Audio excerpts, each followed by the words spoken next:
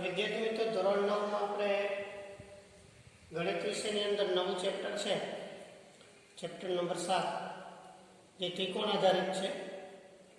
ત્રિકોણની પૂર્વધારણાઓ, ત્રિકોણ આધારિત પ્રમેયો, ત્રિકોણ આધારિત વ્યાખ્યાઓનો ઉપયોગ કરી અને આ પ્રકરણની, આ ચેપ્ટરની સમજ આપણે મેળવવાની છે. હવે વિડીયોમાં દાખલા જોયા પહેલા તમારે જે તમારું પાઠ્યપુસ્તક છે, ગણિતનું ટેક્સ્ટબુક, એ ટેક્સ્ટબુકની અંદરની જે થિયરી છે, થિયરિકલ પોર્શનને ઉદાહરણ, વ્યાખ્યા હોય, પૂર્વધારણાઓ, પ્રમેયો હોય, એ એક વખત શાંતિથી તમારે વાંચવાની છે, એને સમજવાની છે, બરાબર. ત્યારબાદ તમારે આ વિડીયોનું જે કામ છે ચાલુ કરવાનું છે. એટલે હવે આપણે ધીમે ધીમે કોર્સમાં આગળ જવાની કોશિશ કરીએ. અને ગણિત વિષય એવો છે કે તમને એમ થાય કે અમે તો વિડીયા જોઈ લીધા, ભણી લીધા, તો આ ગણિત વિષયમાં ખાલી વિડીયા જોવાથી તમને આવડી નહીં જાય. આ ધ્યાનમાં રાખજો. તમારે એ જે તમે વિડીયા જોયા અને તૈયારી કરી એનું 15 દિવસે એકાદી વખત પુનરાવર્તન તમારે ચોક્કસ કરવું પડશે. અગાઉ તમે જે વિડીયો જોયા, જે ચેપ્ટર આપણે ભણાવી દીધા તમને, એ ચેપ્ટર તમારે ફરી વખત, એટલે વિડીયો ન જોઈ શકાય તો પાઠ્યપુસ્તકના માધ્યમથી પણ તમે એ ચેપ્ટર છે એ ફરી તમે એનું પુનરાવર્તન, રિવિઝન કરો, અને જેથી કરીને આ ગણિત જેવો વિષય છે એ પાછો આપણા જ્ઞાન ભંડોળમાંથી નીકળી ન જાય એવી પણ આપણે કોશિશ કરવાની છે. એટલે હવે આપણે પ્રકરણ 7 ની અંદર સ્વાધ્યાય 7.1 સમજો. બરાબર. એનો દાખલા નંબર 1 રકમ આવે છે ચતુષ્કોણ ABCD માં AC બરાબર AD અને AD એ ખૂણા A નો દ્વિભાજક છે. તો સાબિત કરો કે ત્રિકોણ ABC એટલું ત્રિકોણ ABD થાય અને BC અને BD વિશે શું કહી શકાય. એક ચતુષ્કોણ છે, એમાં બે બાજુ આપણે સરખી આપી દીધી. AB એ ખૂણા A નો દ્વિભાજક થાય એવી આપણે આકૃતિ બનાવવાની છે. એક ચતુષ્કોણ લેવાનો, નામ ABCD સમજો. બરાબર. અહીંયા આપણે ચતુષ્કોણ દોર્યો જો, નામ આપણે ABCD આ રીતનું આપ્યું. બીજું શું આપ્યું? AC ને AD. બરાબર. એમાં AC અને આ AD બે સરખી છે. ખૂણા A નો દ્વિભાજક છે. કયું? AB કિરણ. આ AB કિરણ છે, આ ખૂણા A એટલે કે ખૂણા CAD નો થાય દ્વિભાજક. એવી રીતે આપણે આકૃતિ અહીંયા બનાવી છે. સમજો. બરાબર. જે તમને દાખલાની રકમ આપી હોય, એમાં ગણતરી વાળો દાખલો હોય કે સાબિત કરવાનો દાખલો હોય, તો એમાં શું કરવાનું? તો રકમ ઉપરથી બરાબર વ્યવસ્થિત રકમ 2-3 વાર પાઠ્યપુસ્તકમાં વાંચી તમારે આકૃતિ દોરવાની કોશિશ કરવાની. કેમ કરવાની? તો અહીંયા શું છે? જો ચતુષ્કોણ ABCD, તો પહેલા આપણે મનમાં વિચારવાનું કે ચતુષ્કોણ ABCD દોરવાનું છે. એમાં AC ને AD સરખા થતા, AC ને AD સરખા થાય એમ દોરવાનું. બીજું શું દોરવાનું? ખૂણા A નો દ્વિભાજક AD થાય એમ દોરવાનું. એવું એટલે ચતુષ્કોણ નામ આપણે આ રીતે આપવું પડશે, ABBC. તો ખૂણા A નો દ્વિભાજક AD થશે. તમે આમ ચતુષ્કોણ માનો કે આ રીતનું તમે દોર્યો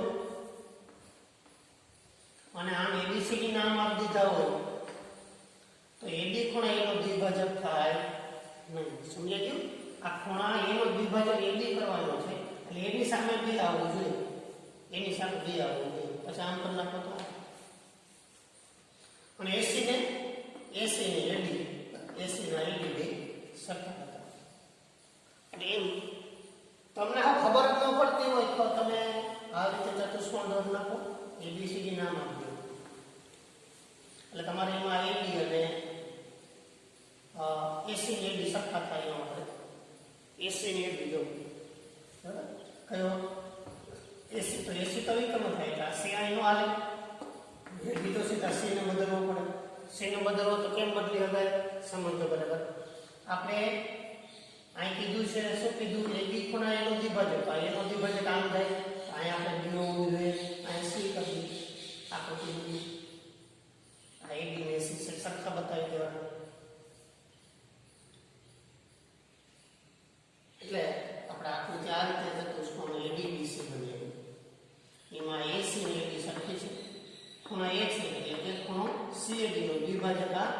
એબી છે એટલે અહીંયા ખૂણો બને અને અહીંયા ખૂણો બને બે સરખા બને. કાકા એક ખૂણાના બે ભાગ પડ્યા, અહીંયા ખૂણો બન્યા, બે ખૂણા દ્વિભાજક છે એટલે સરખા થાય એ પણ આપણે યાદ રાખશું. આમ આપણે જે ત્રિકોણ છે, ચતુષ્કોણ છે, એ આપણા જે રકમ આપી રકમ પ્રમાણે આપણે આકૃતિ બનાવી ચતુષ્કોણ. બરાબર? એટલે આમ તમે ચતુષ્કોણની આકૃતિ દોરવામાં ભૂલ કરો તો પણ જે રકમ આપી એ શરતનું પાલન કરવા જાવ એટલે ઓટોમેટિક તમારે આકૃતિ પ્રમાણે બની જશે. ન ફાવતી હોય, ન ખબર પડતી હોય તો વાત છે. હવે આપણે આની સાબિતી તરફ આગળ જઈએ.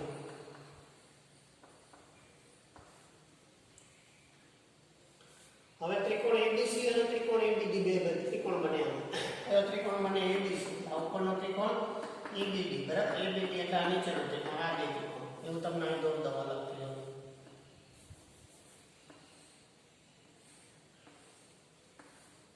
અહીં સી છે, અહીં એ છે અને અહીં બી છે. એવી રીતે એ છે, બી છે અને અહીંયા બી છે. આવા ત્રિકોણ બે. અહીંયા એબીસી, આ એબીસી, પછી એબીડી, આ એબીડી. એટલે એબી આ છે, એબી આ કરી દીધું, એમ ધ્યાન રાખવાનું. એસી ને એબી હરખી છે, બરાબર ને? આપણે આપેલી છે એસી ને એબી. આ એસી ને એબી બે હરખી છે. એસી અને આ એબી બે બાજુ સરખી થાય આપેલું છે, આપણે સમજવું. હવે આપણે બીજું આમાં એવું હોય શું આપ્યું જો કે અહીંથી આ રીતનો ખૂણો બન્યા CAD દ્વારા CAD અને આ AB છે એનો દ્વિભાજક એટલે અહીંયા બનતો ખૂણો અહીંયા બનતો ખૂણો સરખા થાય. બરાબર? એટલે કે ખૂણો આ BAC અહીંયા બન્યો, બરાબર? અને DAD અહીંયા બન્યો. આ બે ખૂણા સરખા થાય કારણ કે આ જે મોટો ખૂણો છે એનો આ દ્વિભાજક છે અને બે ભાગ સરખા ભાગ કર્યા. દાખલા તરીકે આ ખૂણો જો 60 નો હશે તો આ 30 નો થશે અને 30 નો થશે. એમ તમારે સમજવાનું છે. એટલે આપણે હવે શું કરીએ એમાં ખૂણો BAC બરાબર ખૂણો શું લખું BAB. તો આ બે ખૂણા સરખા AB તો બે માં છે. આ AB બે ત્રિકોણમાં આવે. હમણાં મેં તમને ત્રિકોણ દોર્યા છે તો AB બરાબર AB તો હોય બરાબર. એટલે આ બે ત્રિકોણ ક્યાં ત્રિકોણ બે ABC ABD માં શું થયું AC બરાબર AD થી આ બાજુ છે ખૂણો BAC ખૂણો BAD વિભાજકને કારણે એટલે આ ખૂણો છે AB બરાબર AB આ બાજુ છે. બાકુબા શરત અનુસાર આ બે ત્રિકોણની સંગતતામાં કઈ શરત આવી? બાકુબા આવી તો એ બે ત્રિકોણ કેવા થઈ જાય? એકરૂપ થઈ જાય. આ ત્રિકોણના એકરૂપની નિશાની છે. ખબર છે નવમાં ધોરણમાં આ રીતે ત્રિકોણના બે ત્રિકોણ એકરૂપ હોય તો એ આપણે નિશાની મૂકી શકીએ. એટલે કે ત્રિકોણ ABC એકરૂપ ત્રિકોણ ABD થાય.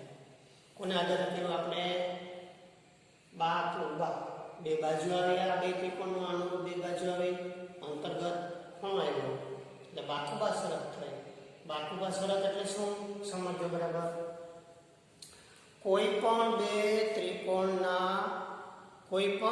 ત્રિકોણની અનુરૂપ બે બાજુઓ એકરૂપ હોય અને અંતર્ગત ખૂણો એકરૂપ હોય તો બે ત્રિકોણ એકરૂપ થાય. તો તે બે ત્રિકોણ એકરૂપ થાય. આ શું છે? બાકુબા શરત છે. એટલે બાકુબા શરત પ્રમાણે ત્રિકોણ ABC એકરૂપ ત્રિકોણ થઈ જાય ABD થઈ જાય. એટલે આપણે આ બે ત્રિકોણની અંદર ક્યાં ત્રિકોણ ABC ને ABD એમાં શું કહેવું આપણે કે બે ત્રિકોણની બાકુબા શરત આપણને આકૃતિમાંથી મળી જાય એ અહીં બતાવી. એ શરત અનુસાર આ બે ત્રિકોણ છે એકરૂપ થઈ જાય. જો બે ત્રિકોણ એકરૂપ હોય તો અનુરૂપ ખૂણાઓ બધા એકરૂપ હોય અને અનુરૂપ બાજુ બધી એકરૂપ હોય તો અનુરૂપ બાજુમાં કયા આવે? BC અને BD અનુરૂપ કયા આવે? આ BC ના એટલે બે કેવી થઈ ગઈ? સરખી થઈ ગઈ. એટલે હવે BC બરાબર BD છે. અહીંયા આપણે લખ્યું તમે BC BD વિશે શું કહી શકો? તો બે કેવી છે? સમાન બાજુ છે. એટલે આમ આપણે હવે BC અને BD એ પણ કેવી થાય? સમાન. એટલે આપણે સાબિત શું કરવાનું? તો આ સાબિત કરવાનું. બરાબર? એટલે એમાં આપણે કોનો આધાર લેવાનો છે? બાકુબા શરતનો આધાર. એક બાજુ સરખી કરવાની, એક ખૂણો સરખો કરવાનો, પછી એક બાજુ સરખી કરવાની. બાકી અંતર્ગત ખૂણો આમાં થાય છે. બે ખૂણા છે એ સરખા થાય. શું કામ બે ખૂણા સરખા થાય? મેં તમને સમજાવ્યું. ખૂણા CAB નો દ્વિભાજક AD છે એટલે આ ખૂણો સરખો થાય એટલે BAC અને BAD કેવા થઈ જાય? સરખા થઈ. એ ખૂણાનો ઉપયોગ કર્યો AD તો સરખી હોય, બાકુબા સરખ થઈ ગઈ એટલે આપણે એ સંગતતા છે એ આપણે એકરૂપતા સાબિત કરવાની હતી. સંગતતા આપણે એકરૂપતા છે એ હવે આપણે સાબિત કરી લીધેલી છે. એટલે આમ આપણે શું મળી ગયું? ત્રિકોણ ABC એકરૂપ ત્રિકોણ ABD મળી ગયું. એટલે BC બરાબર BD થઈ જાય. હવે આ સ્વાધ્યાયની અંદર એટલે કે સ્વાધ્યાય 7.1 ની અંદર હવે દાખલા નંબર 3. આ દાખલા નંબર પહેલો હતો. દાખલા નંબર 3 આપણે આગળ લઈ જઈએ. હવે આમાં પણ આપણે ત્રિકોણ છે એની બધી પૂર્વધારણાઓ, પ્રમેયો, વ્યાખ્યાઓનો ઉપયોગ કરવો. મેં તમને કીધું ટેક્સ્ટ બુકની અંદર વાંચવું તમારું જરૂર છે. દાખલા નંબર 3 AD અને BC એ રેખાખંડ AB પરના સમાન લંબ છે. તો સાબિત કરો કે CD એ AB ને દુભાગે. CD એ AB ને દુભાગે. શું આપ્યું આપણે? AD અને BC રેખાખંડ AB પરના લંબ. એટલે રેખાખંડ AB છે એના ઉપરના બે લંબ દોરો. જો આ રેખાખંડ AD એક લંબ, આ AD લંબ અને બીજો કયો આ BC. પેલા રેખાખંડ જો આકૃતિ કેમ દોરાય તો આ રેખાખંડ દોર્યો અને નામ શું આપ્યું આપણે? AB આપ્યું. પછી આ AD છે લંબ દોર્યો, એવી રીતે આ BC લંબ દોર્યો, પછી આ બેને જોડી દીધા આકૃતિ થઈ ગઈ. સમજાણો તમે? અહીંયા જે કીધું AD અને BC કોના રેખાખંડ AB ના લંબ, તો આ રેખાખંડ AB. તમને એમ થાય કે રેખાખંડ AB છે તમે ઊભો શું કામ દોરો? આડો પણ દોરી શકો તમે. જો આ રેખાખંડ કયો? AB. તો આ AD લંબ લ્યો, AD લંબ લીધો. અહીંયા કયો લંબ લ્યો? BC લંબ લ્યો. આ કયો? આ એવો લખી લો તો પણ ચાલે. બરાબર? તો આપણે અહીંયા કાટખૂણો બતાવવા દે. કાટખૂણો અહીં બને, એક કાટખૂણો અહીં બને. એમ આ આકૃતિને તમારે આમ દોરી હોય તો પણ દોરી શકે. એટલે હવે આપણે શું કર્યું કે આ રેખાખંડ AB છે, આ AD એને લંબ છે, એવી રીતે આ BC પણ લંબ છે. AD એ બિંદુએ લંબ છે અને BC એ B બિંદુએ લંબ છે. એમ આપણે કહી શકીએ. એટલે હવે આપણે એની સાબિતી તરફ જઈએ. તો AD અને BC રેખાખંડ AB પરના શું છે? સમાન લંબ છે. મેં અહીં કીધું AD અને BC રેખાખંડ AB પરના સમાન લંબ. સમાન લંબ એટલે શું થઈ જાય? AD બરાબર BC. એટલે કે AD નું માપ ને BC નું માપ, AD નું માપ અને BC નું માપ કેવું છે? સરખું થઈ ગયું. એટલે સરખું થઈ ગયું અને માપ દે. કારણ કે AD અને BC આપણે સરખા આપ્યા. અને ખૂણો OAB નો OAB કયો? OAB અને OBC બે સરખા થાય કારણ કે કાટખૂણા છે. બે માપ 90 છે એટલે બે ખૂણા સરખા. ક્યાં ક્યાં સરખા? ખૂણા સરખા થયા OAB બરાબર, OAB અને OBC બે સરખા થયા. હવે આમાં બનતા બે ત્રિકોણ લેવાના. ADO આ ત્રિકોણ અને સામે મને BCO આ ત્રિકોણ કયો? BCO. એ બે ત્રિકોણની સંગતતા આપણે વિચારો. પેલા દાખલામાં શું કર્યું આપણે? કે બાકુબા સંગતતા આપણે એ બે ત્રિકોણની અંદર લેવાની કોશિશ કરી. હવે તો આ બે ત્રિકોણની અંદર કઈ કઈ સંગતતા આવે આપણે વિચારશું. બરાબર? તો એમાં AD અને BC તો આપણે સરખા આપ્યા. ક્યાં ક્યાં ત્રિકોણમાં? ADO અને BCO નો આ ADO અને આ BCO. એમાં AD BC તો આપેલી છે આપણે સરખા. અહીંયા જો હું લખું AD અને BC રેખાખંડ AB પરના સમાન લંબ છે. AD અને BC તો સરખી આપણે આપી દીધી. સમજો બરાબર? એટલે આપણે AD અને BC છે એક આપેલ છે સરખી લીધી. પછી આયા ખૂણો છે OAB અને OBC.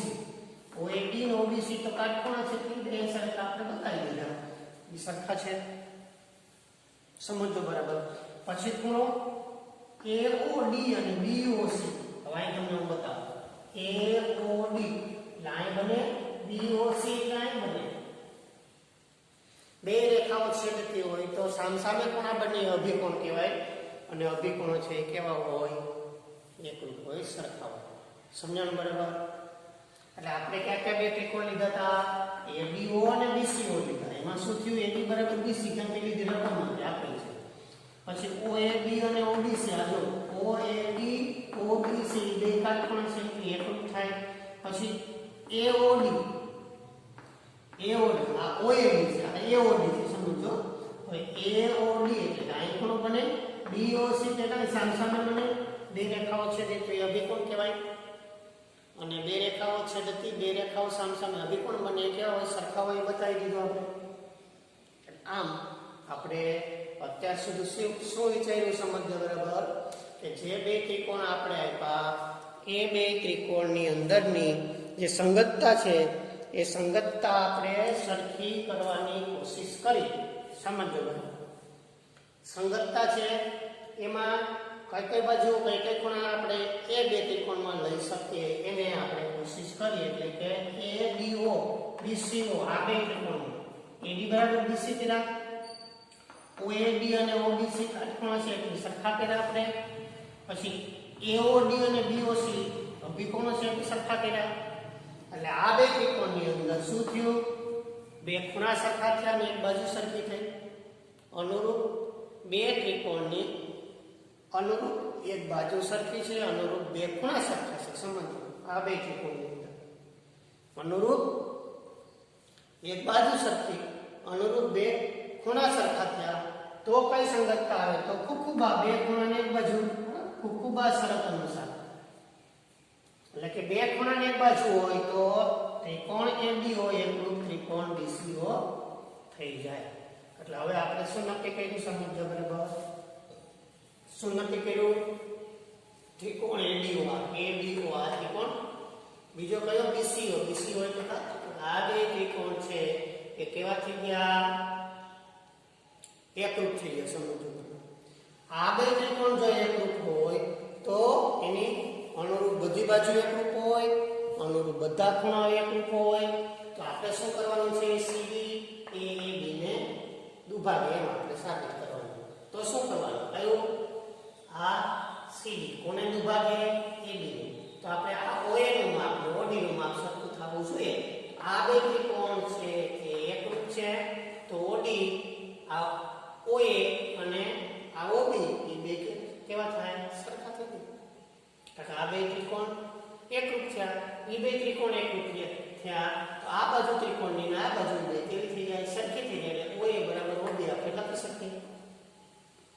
હવે જો OA નું માપ ને OB નું માપ છે તો O બિંદુ છે, સમજો O બિંદુ છે બરાબર. O બિંદુ એ AB ના સરખા ભાગ કરે તો O બિંદુમાં તો CD પસાર થાય. તેનો અર્થ કે CD છે એ AB ના બે સરખા ભાગ કરે તો CD AB ને શું કરે? દુભાગે એમ લખી શકાય. એટલે કે આપણે AB અને CD નું છેદબિંદુ O છે તથા OA નો OB થાય. આથી CD એ AB ને શું કરે છે? દુભાગે છે.